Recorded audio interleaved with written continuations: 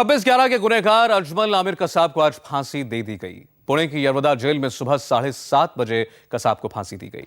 कसाब की दया याचिका राष्ट्रपति के पास से खारिज होने के बाद फांसी की उल्टी गिनती शुरू हो चुकी थी। फांसी देने का पूरा काम बेहद गुपचुप तरीके से किया गया।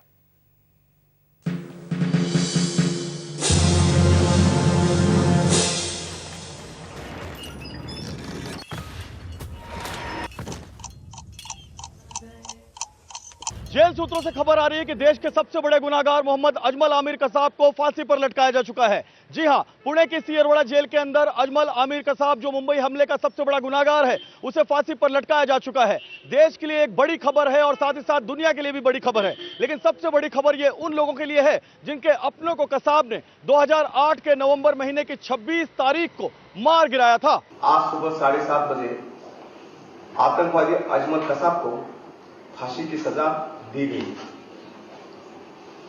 हमारे जो निरपराध लोग शहीद हो गए थे, उनको सही श्रद्धांजलि है। अजमल कसाब को यरवदा सेंट्रल प्रिजन में फांसी दी है।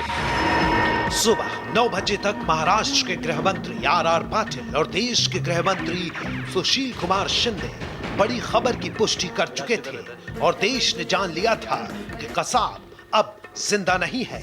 लेकिन पुणे की यरवदा जेल को कसाब की फांसी की खबर बहुत पहले लग चुकी थी। सुबह 5 बजे से ही पुणे की यरवदा जेल में बड़ी हलचल थी। कैदी नंबर C7096 यानी अजमल आमिर कसाब पर सबकी निगाहें लगी थी। उसके इर्द गिर्द 10-12 लोगों का घेरा बराबर बना हुआ था। उसका रोया भी हिलता तो लोगों के दिल धड़कने लगते थे। जिस सेल में कसाब था उसे पूरी तरह से खाली रखा गया था। सेल के अंदर सुई के बराबर भी सामान नहीं था। कसाब की सुरक्षा में लगे अधिकारी कोई भी खतरा मोड़ लेना नहीं चाहते थे। सामने खड़ी मौत का एहसास कसाब को कुछ भी करने के लिए उकसा सकता था। ऐसे में कोई भी चीज उसके लिए औजार का काम करती। यही वजह थी कि कसाब के चारों तरफ जिस्मानी दीवारें खड़ी की गई थी। कसाब के हाथ तो खुले थे, लेकिन उसके हरकतों पर रोक लगाने के लिए कोई न कोई हाथ या पैर होता ही था। साफ है, कसाब चाहकर भी कुछ करने की हालत में नहीं था। कसाब का तनाव हर सेकंड के साथ बढ़ता जा रहा था। कई मिनट तक उसकी पलक झपकती नहीं थी। उसकी नजरें जिस तरफ टिक जाती वहां से हटती नहीं, जैसे वो लगातार पास आ रही मौत की आहट का हर कदम बहुत साफ तरीके से सुन रहा था। वहीं जेल के दूसरे कोने में बने फांसी घर में 14 साल बाद बड़ी तादाद में लोग मौजूद थे। इस फांसी घर की हर चीज को जांचा परखा जा रहा था। दुरुस्ती का काम इस हद तक था कि हर पेज को दूर करने में जुटे हुए थे कसाब को फांसी पर चढ़ाने वाले लोग। जिस तख्त पर कसाब को खड़ा किया जाना था, उस तख्त की बार-बार जांच की जा रही थी। हर बार उस तख्त पर 60-60 किलो के वजन रखे जा रहे थे। वजह थी कि कहीं तख्त पुराना होने की वजह से कसाब के चढ़ने पर टूट न जाए, क्योंकि कसाब का वजन 68 किलो था।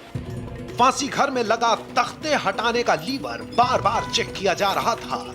ये लीवर बेहद अहम होता है, क्योंकि इसे खींचने के बाद कसाब के नीचे की जमीन खिसकती और उसका गर्दन फंदे पर झूलने लगता और उसे इस फंदे में आधे घंटे तक झूलना था। इसलिए उस रस्सी को भी खास तौर पर तैयार किया जा रहा था जो कसाब का फंदा बनने वाली थी। सूती धागे से बनी रस्सी को मुलायम रखने के लिए एक खास तौर के पेस्ट में डुबोया जा रहा था। इस पेस्ट को बनाने में केला, साबुन, घी का इस्तेमाल किया गया था। कसाब के फंदे पर केला, साबुन और घी का पेस्ट इसलिए लगाया गया था ताकि कसाब की गर्दन पर कसने वाली रस्सी मुलायम रहे और मौत से पहले उस निर्दयी क्रूर हत्यारे को ज्यादा दिक्कत न हो। अब जेल के उस हिस्से की खबर जहां सन्नाटे की तरह सन्न बैठा हुआ था कसाब, हरकत तेज हो गई थी। सुबह के 5:15 बजे थे। कसाब के बगल वाले कमरे को बाथरूम में तब्दील कर दिया गया था। कसाब को बाकी कैदियों से बिल्कुल अलग रखा गया था। सुबह 5:15 बजे कसाब को गुस्ल के लिए ले जाया गया। कसाब का पूरा शरीर मानो सुन्न पड़ चुका था। उसका दिमाग काम करना बंद कर चुका था। जैसे ही जेल के अधिकारियों ने कसाब को कहा कि उसे नहाना है, उसने मशीन की तरह अपने शरीर पर थोड़ा पानी प्लास्टिक के मग्गे से उठाकर डाल दिया। कसाब को कुछ भी समझ में नहीं आ रहा था। कसाब को इसके बाद नए कपड़े पहनाए गए और दोबारा उसे उसके बैरक में ले जाया गया। आखिरी वक्त बेहद करीब था। खड़ी में 5:45 बज गए थे। तभी जेल के गलियारे में कुछ कदम कसाब की सेल की ओर बढ़ते हुए पाए गए। मरने से पहले कसाब पूरी तरह ठीक है या नहीं, यह जांच लेना बेहद जरूरी था। 15 से 20 मिनट लगे होंगे इस आखिरी जांच पड़ताल में। कसाब के दिल की धड़कन डॉक्टर के स्टेथोस्कोप में थड़ थड़ सुनाई पड़ रही थी। उसकी नब्ज में धड़कता खून भूकंप का एहसास करा रहा था, पर उसका जिस्म पूरी तरह से ठंडा था। खून की गर्मी उसके दिमाग में जाकर ठंडी हो जाती थी। वो बस एक टक निहार रहा था, बिना पल के झपकाए। बगल में खड़े मजिस्ट्रेट ने कसाब से पूछा, कोई आखिरी इच्छा? कसाब ने कोई भी जवाब नहीं दिया। मजिस्ट्रेट ने दोबारा पूछा, कोई आखिरी इच्छा? कसाब ने नीचे सिर झुका लिया। कसाब का पूरा शरीर सुन्न पड़ चुका था और उसका दिमाग काम करना बंद कर चुका था। यह कसाब की खौफ और दहशत थी जो साफ तौर पर उसके शरीर और उसके दिमाग से चेहरे पर नजर आ रही थी। कसाब को अस्पताल के पलंग में लेटकर बड़बड़ाते हुए आपने कई बार देखा होगा, पर अंदर मौजूद लोग बता रहे हैं कि मौत के साए में वो खड़े होकर भी ऐसे ही कर रहा था। तभी कसाब को फांसी घर के लिए बढ़ने का आदेश मिला। कसाब के कदम कड़े सुरक्षा घेरे में फांसी घर की ओर खिसकने लगे। तो वहीं फांसी घर में कसाब को लटकाने के लिए तैयार किया गया फांसी का फंदा टेस्टिंग से गुजर रहा था। 5 फुट 7 इंच के कसाब को लटकाने के लिए 7 फुट का लंबा रस्सा तैयार था। लगातार इस पर 60-60 किलो के वजन बांधकर आधे-आधे घंटे लटकाए जा रहे थे। कसाब को फांसी देने के ठीक 45 मिनट पहले भी इसी तरह की टेस्टिंग की गई थी। कसाब अब फांसी घर के उस कमरे में पहुंच चुका था जहां से लटक रहा फांसी का फंदा उसे दिख नहीं रहा था, पर था बिल्कुल उसके बगल में। कसाब के सिर को काले रंग की एक खास तरह की कैप से ढक दिया गया। कोई नहीं चाहता था कि फांसी का फंदा देख कसाब को कोई दौरा पड़ जाए, जिसे संभालने के चक्कर में फांसी के समय में देरी हो। अब काले कपड़े से ढका कसाब फांसी के तख्ते की ओर बढ़ रहा था। उसके साथ मजिस्ट्रेट, पुलिस के आला अधिकारी, जेल के वरिष्ठ अधिकारी भी चल रहे थे। 5 मिनट का ये वक्त तय करने में कसाब के दिमाग में जरूर वो क्षण घूमे होंगे जिन्होंने उसे फरीदकोट से फांसी के फंदे तक पहुंचा दिया था। मुंबई का ताज होटल, मुंबई का सीएसटी रेलवे स्टेशन, गामा अस्पताल, स्कोडा कार और फिर तुकाराम ओपले।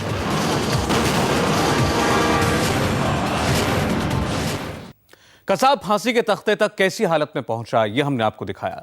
अब आपको दिखाते हैं कि कसाब ने फांसी के फंदे तक का सफर किस हालत में पूरा किया। मुंबई के लिए खौफ का दूसरा नाम बनने वाला कसाब तिनके की तरह कांप रहा था। मौत का फंदा जब उसकी गर्दन के इर्द गिर्द आया तो वह बुरी तरह लड़खड़ा गया, कुछ बोलने लगा, पर मामूली हरकतों के बाद उस पर काबू पा लिया गया और फिर जो हुआ उसने कसाब को उसके अंजाम तक पहुंचा दिया।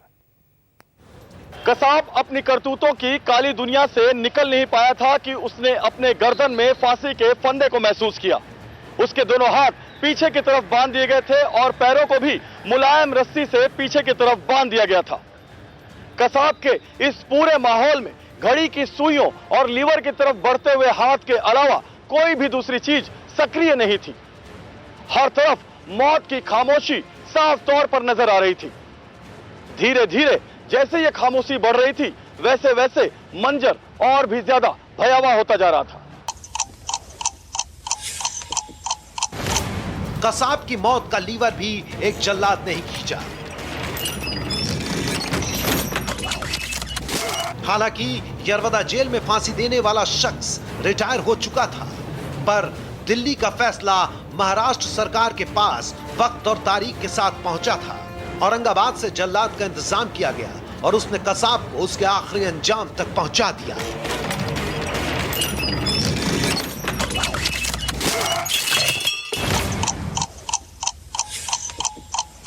और इस तरह से मुंबई हमले के 3 साल पूरा होने के 5 दिन पहले इंसाफ का चक्र पूरा हो गया। पुणे की यरवदा जेल में कसाब का शरीर फंदे से झूल रहा था। 3 दिन तक मुंबई को दहलाने वाला महाराष्ट्र के पुणे में फांसी के फंदे में लटका हुआ था।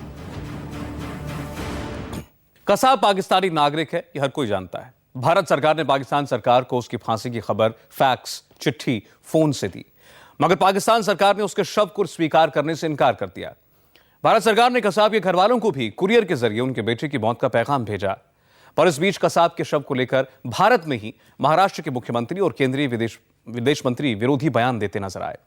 विदेश मंत्री ने कहा, पाकिस्तान ने मांगा तो शव पाकिस्तान को देंगे। मुख्यमंत्री चव्हाण कह रहे थे, कसाब के शव को वहीं यरवदा जेल में दफना दिया गया। फांसी देने के आधे घंटे बाद दुनिया को यह पता चला कि भारत ने एक आतंकवादी को उसके अंजाम तक पहुंचा दिया है। पाकिस्तान सरकार को और कसाब के घर वालों को भारत सरकार ने इसकी जानकारी दे दी, लेकिन न तो पाकिस्तान सरकार ने और न ही कसाब के घर वालों ने उसकी लाश लेने में कोई भी दिलचस्पी दिखाई। भारत के विदेश मंत्री ने पाकिस्तान को कहा कि वो कसाब की लाश को ले ले, लेकिन कसाब की लाश को जब नहीं लिया गया तो जेल के अधिकारियों ने जेल के अहाते में ही कसाब की लाश को दफना दिया। आज सुबह समय पर 7:30 बजे जो तय हुआ था समय, जो जुडिशियल सेशंस जज ने तारीख तय की थी, उसके अनुसार फांसी दी गई। कसाब को यरवदा जेल में ही दफनाया गया है। मुंबई का गुनहगार अब इस दुनिया में नहीं है, पर सवाल यह है कि कसाब को अचानक इस तरह आनन फानन में फांसी पर क्यों टांग दिया गया।